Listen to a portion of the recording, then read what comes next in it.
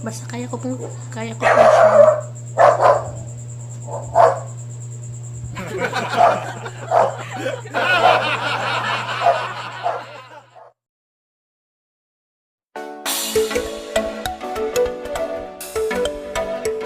Hello YouTube, this is Mary Skin. Welcome back to my channel. So in today's video is gagawa lang ako ng get ready with me makeup.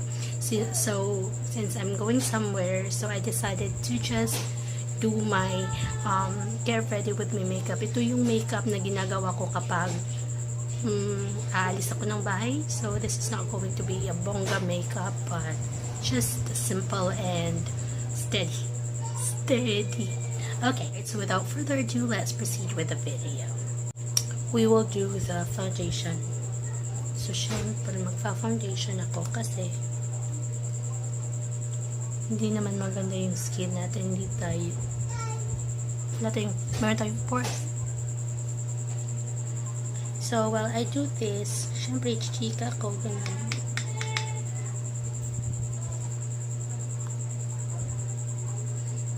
Chichika pero walang na chika.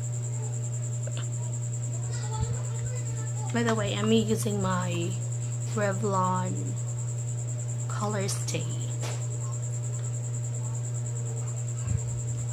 Alam nyo ba guys, itong foundation ko, nung unang bili ko, hindi ko siya ka-color. But look at it. Di ba? Kasi color na kami meaning pumuti. Salamat sa Kujisan. So, Kujisan people, regular customer niyo po ako. Sana magpadala po kayo dyan. Kung gusto niyo pong mag-color sa akin, bora na po. Actually, naisipan kong gumawa ng Q&A video, pero wala akong maisip na tanong. So, if you have questions, you can, questions talaga. If you have questions, then you can comment down below. Kung mayroon po kayong gustong malaman tungkol sa akin. Basta kaya ko po siya.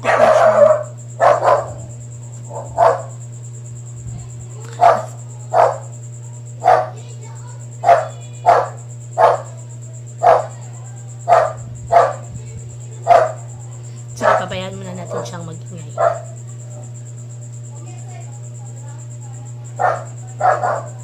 Actually, yung aso ko po yan. Kasi nandito po ako sa bahay ng boyfriend ko ngayon. So, yung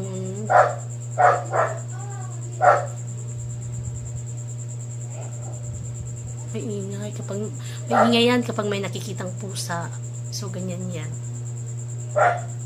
Okay, tapos ka na, Ming. Aso siya pero yung pangalan niya Ming Ming. Tapos ka na, Ming. Good. To the Q&A. So kung may gusto kayong malaman, kung may tanong kayo, you can just comment down below your questions, and then I will try to answer that in the next video or in the next video kung may time na. Actually, hindi ako masyadong nakakapag-film kasi sumasakit yung paa ko, namamaga siya. Ewan ko, signs of aging na talaga. Sobra kagabi, super, hindi ko alam. Hindi ko makontain yung sakit talaga. Anyways, we have to film and we have to upload videos. Siyempre, mamimiss ko kayo. Tapos, mamimiss nyo din ako. No? Siyempre. Guys, nagpa-threading pala ako. Grabe yung sakit, guys. Pero natotolerate ko naman yung sakit, pero talagang nagluluha-luha ako kasi nagpa-threading ko, matataas na yung buhok sa kilay ko. So, ayun, yung sakit-sakit na siya. But, it's tolerable lang naman. Itong ginagawa kong contour sa ilong, guys, this is just optional kasi minsan gusto kong maglagay ng contour, minsan keeps na. But for now, maglalagay ako. Check tint.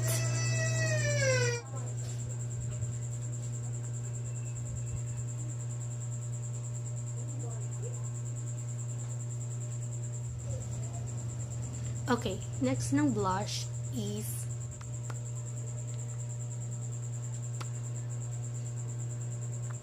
tsaka ko siya isi-set ng powder.